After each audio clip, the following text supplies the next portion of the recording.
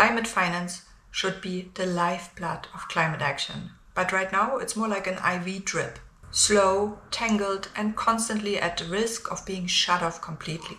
And that is the moral architecture we are operating in. So where do we stand after COP30?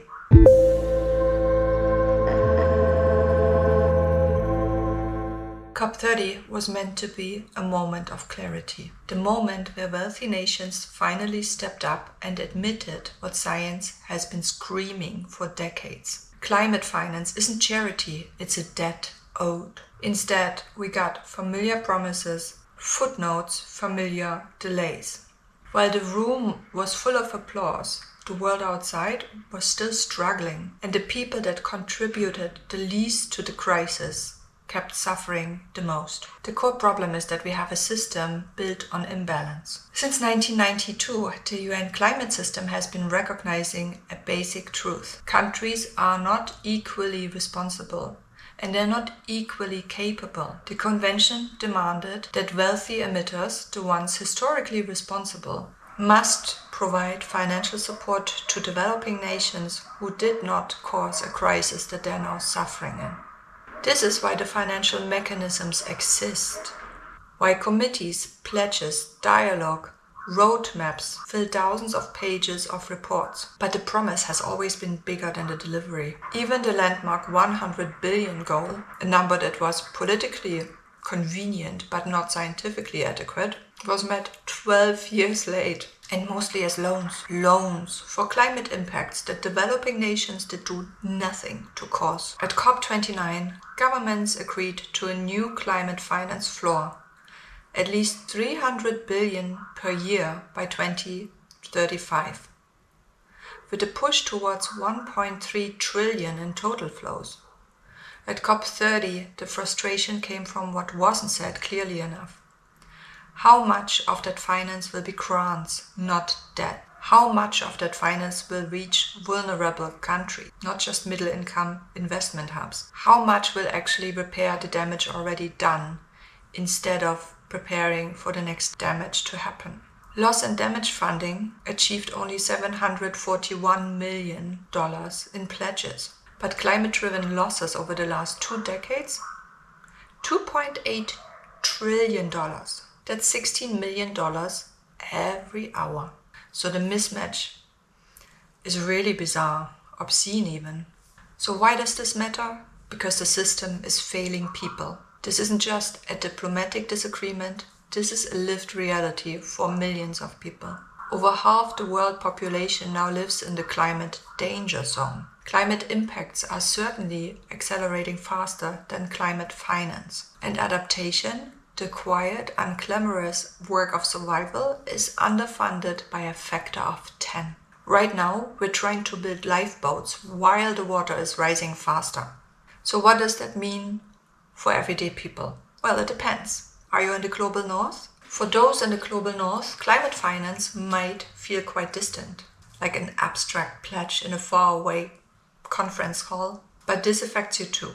Because without massive investments into climate resilience, supply chains might collapse, food prices might skyrocket, insurance premiums rise or vanish entirely. Migration pressure intensifies, and fossil fuel volatility keeps energy prices unpredictable. Climate finance is really not a transfer of wealth. It's rather an investment in global stability, which is an investment in your, in mine, in our economic stability. And here's an uncomfortable truth. If wealthy nations don't fund resilience abroad, they will end up paying far more in disaster responses, border management, and economic shocks at home. Climate finance protects the global north by stabilizing the global south. Simple as that. And that's not ideology, that's math. And now, on the other hand, how does it affect everyday people in the global south? For the global south, climate finance is not a negotiation, it's survival. And here, the consequences are immediate. Homes lost to floods, harvests destroyed by droughts, rising debt for rebuilding what keeps being destroyed, agriculture collapsing under heat stress, and entire nations not fighting for prosperity but for existence. Most climate finance does not arrive as grants but as loans. And that deepens the costs for countries that are already drowning in interest payments. Many actually pay more in debt servicing than they receive in terms of climate finance. Imagine rebuilding after a cyclone while your government is spending 8 times more paying back creditors than it can spend on protecting its own people. That's really not support, that's a financial trap. And while the world is still debating timelines and reporting structures, people are already losing land, culture, language, and future. So here's a provocative truth. Climate finance is really a battleground for climate justice. Climate justice is not sentimental, it's structural. And structural problems require structural money. The financial system is still tilted towards the ones that actually caused the crisis. And it's tilted away from those that are now paying the price. Climate finance must really become bigger, faster, fairer, and designed for people, not paperwork. Because right now, we are funding the climate crisis much faster than we are funding a way out of it. So, what's happening after COP30?